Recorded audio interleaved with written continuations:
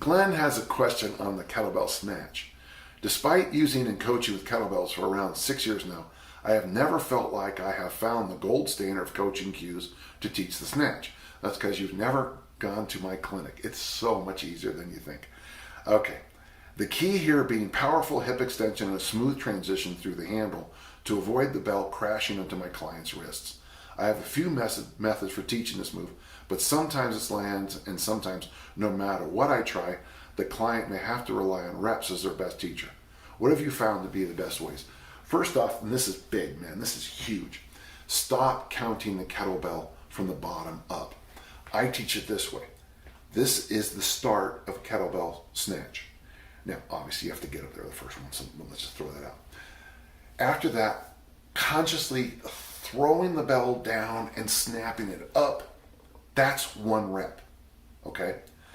That helps a lot of people because I think throwing it down is the most important part. Now, when I teach the kettlebell snatch, I teach 3 different ideas. One is just pouring the milk out, So you're up here like this, and you pour the milk out, and then the bell descends.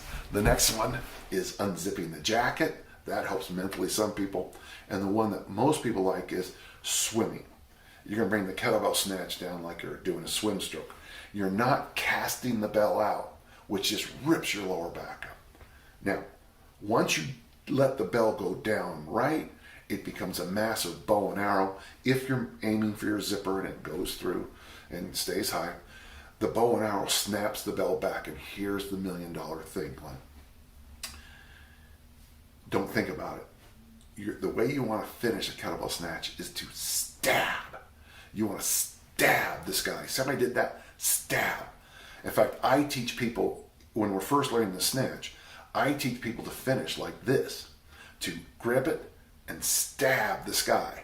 And that way, the bell naturally rolls around the wrist. You stab and the bell rolls around the wrist. Now, later on, you keep a grip on it. But you know what's funny? Is now I teach people for the snatch test to keep that grip loose. So you stab to finish, and as you bring it down, you keep your hand a little loose until you grab it down there. When you grab, and you have to, this is something you have to try this, and you're gonna grab the bell when appropriate. It saves all this tension here. So you get a little chance to rest every time. But also, it teaches you a much snappier finish.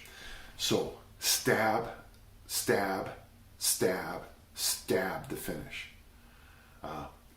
So first, make sure you teach people the correct drop, and then teach them to stab the finish. I think it's going to help. Send me videos if you need, and I think you'll like what you try.